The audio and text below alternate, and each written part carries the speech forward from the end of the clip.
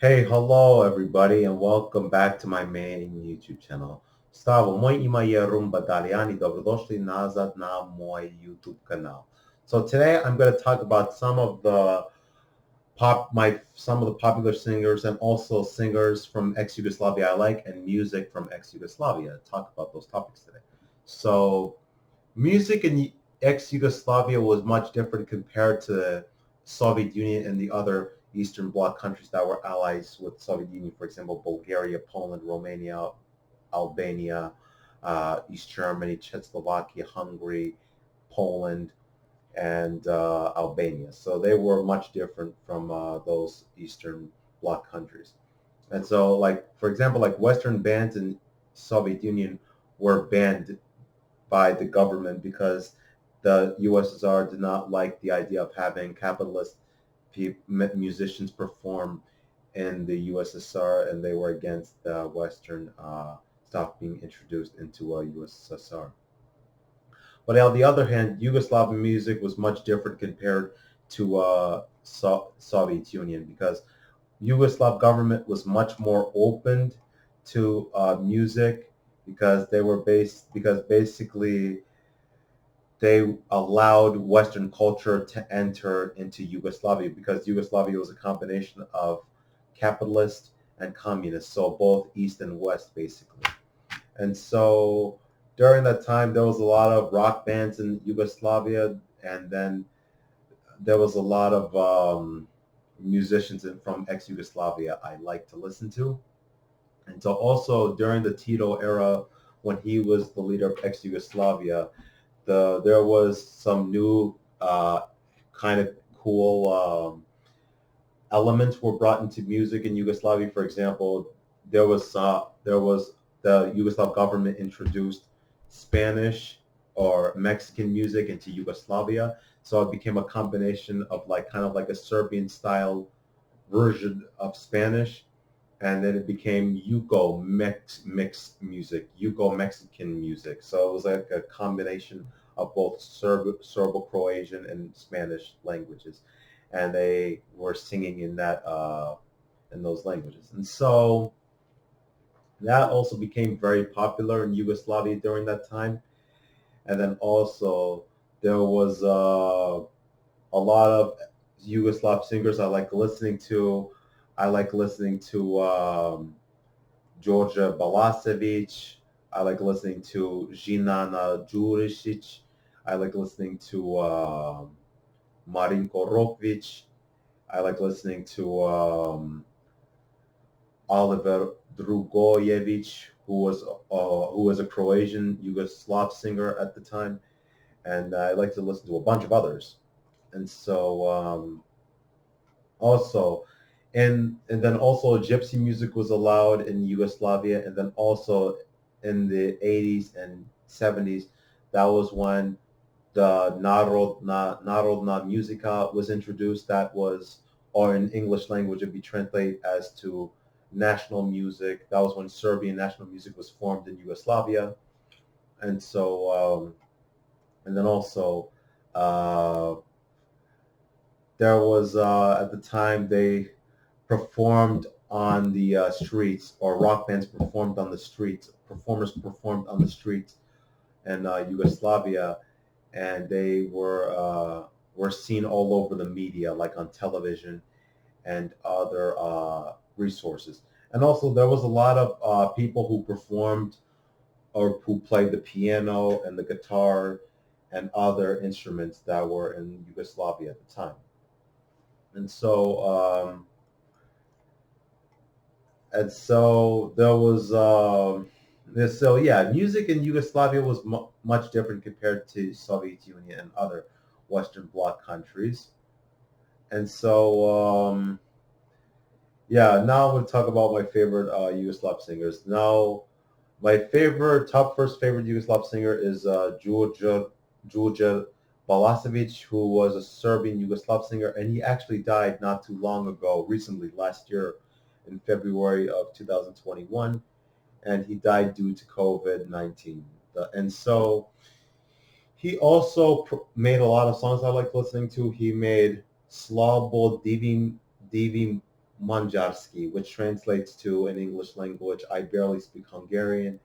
And he also made songs like Oda Lole, and then he made many others that I like listening to.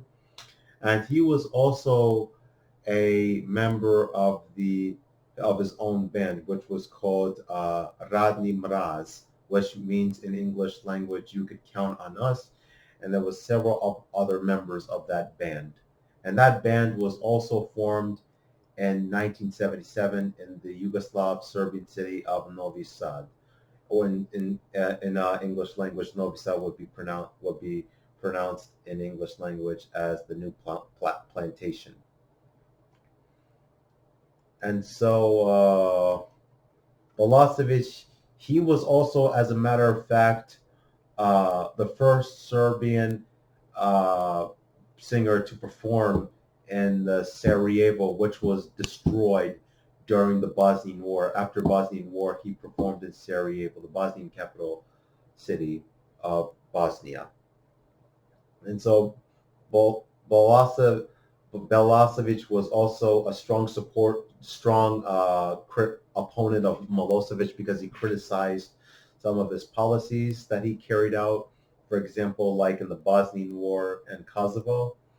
And so Balašević was also a supporter of South Slavic unity, which was basically like which was an ideology that supported South Slavs, particularly the minorities of ex-Yugoslavia, Bosnians, Croatians, Macedonians, Montenegrins, Serbs, and Slovenians, basically. And also Bulgarians. But Bulgaria was not a part of Yugoslavia. I mean, Bulgaria was offered some opportunities by Yugoslavia, but Bulgaria had refused on the other hand because Bulgaria had conflicts with Serbia in the past. And so Balašević was also Serbian, and he was half Hungarian and Croatian, so he was kind of a mix of those different races. And so he as a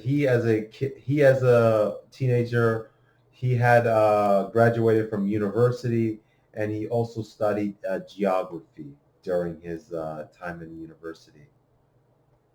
And so that is one of my favorite Serbian Yugoslav singers I like listening to. Now, my second favorite singer would probably be Đorđe Medjovanović. That was another Serbian singer, and he also began his music career in the mid-1950s, and he also made a lot of nice songs I liked listening to.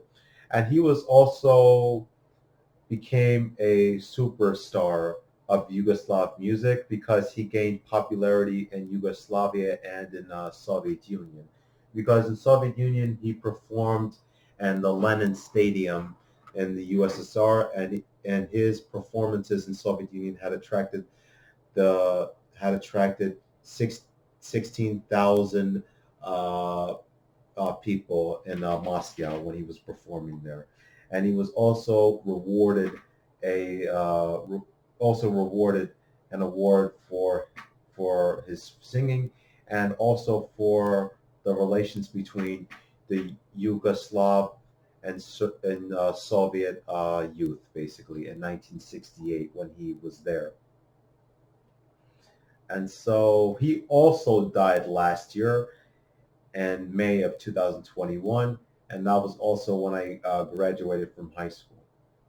And so one of my other favorite ex-Yugoslav Serbian singers was also Marinko Rokvić. He also made a lot of nice songs that I like listening to as well.